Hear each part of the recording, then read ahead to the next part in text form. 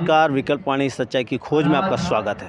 दोस्तों, देश भर की तमाम सरकारी संस्थानों में प्राइवेटाइजेशन और न्यू पेंशन स्कीम को लेकर कर्मचारी प्रदर्शन कर रहे हैं। ग्रामीण सेक्टर के डाक कर्मचारी भी इन मांगों को लेकर ही आंदोलित हैं। उनकी क्या मांगे हैं, वो क्यों प्रदर्शन कर रहे हैं, इसके ऊपर पूरे डिटेल से हमारे साथ बात करने के लिए एस महादेवैया हमारे बीच में हैं। उनसे हम बातचीत करेंगे और जानेंगे कि ग्रामीण सेक्टर में प्राइवेटाइजेशन से उनके काम पर क्या असर पड़ रहा है। विकल्प वाणी सच्चाई की खोज।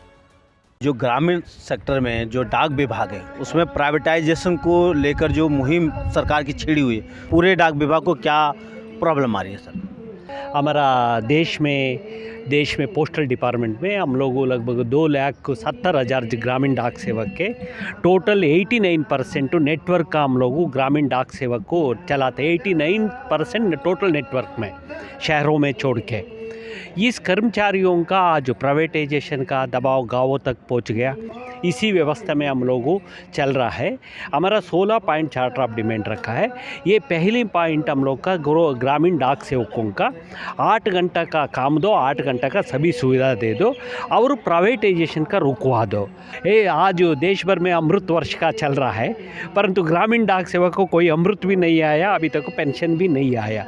पहले हमारा नाम है एक्स्ट्रा डिपार्टमेंट एजेंट से we are working around 1,39 post office and around 90% of post office work is doing by JDS.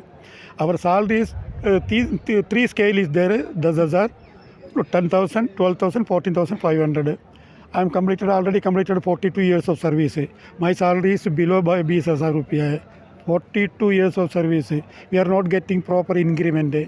ये ग्रामीण डाक सेवक के 4 साल का पहले अपॉइंटमेंट हुआ ग्रामीण डाक सेवक का और 40 साल का पहले अपॉइंटमेंट हुआ ग्रामीण डाक सेवकों का।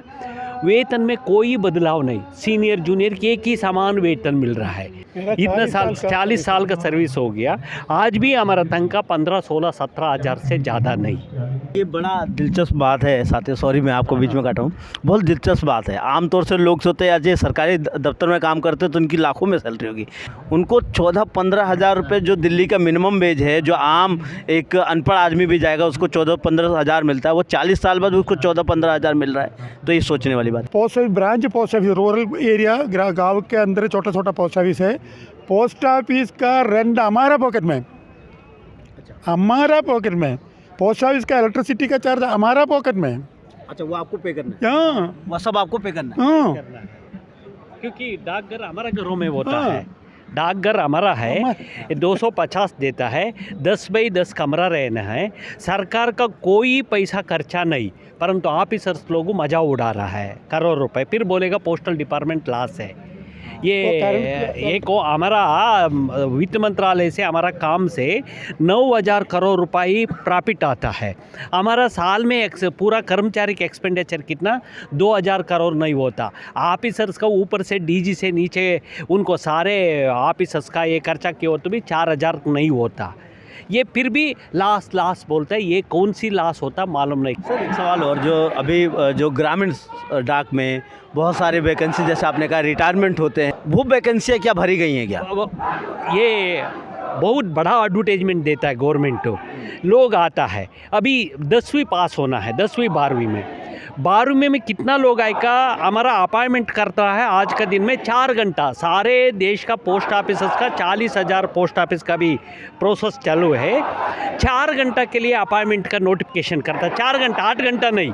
सेंट्रल गवर्नमेंट एम्प्लॉय समझ के पूरा लोग डालेगा। कितना परसेंट? 100%, 102% लोग का आ जाता है। 100 का 100% लोग आके अपॉइंटमेंट होता है।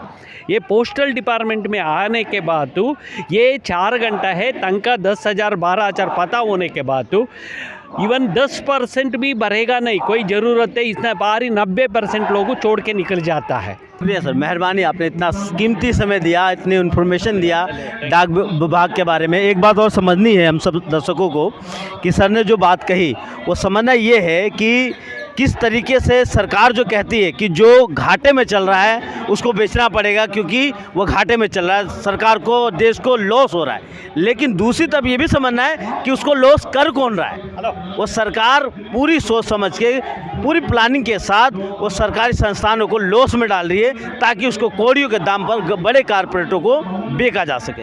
ये भी समझना है 4 घंटे के लिए नौजवान जॉब करने आएगा तो उसको, और वो इस उम्मीद से जाके फॉर्म भरता है, इस उम्मीद से लाखों रुपए का फॉर्म के नाम पे सरकार ऐठ लेती है, उसको मिलता क्या है? सिर्फ 4 घंटे का जॉब, और उसके ऊपर इतना बड़ा ढोल पीटा जाता है कि हमने ग्रामीण सेक्टर में जो डाक विभाग के अंदर इतने लाखों लोगों को नौकरी दिया, वो नौकरी नहीं, एक तरह से खैरात है। इस बारे में सोचिए, समझिए और देखते रहिए विकल्प वाणी, सच्चाई की खोज।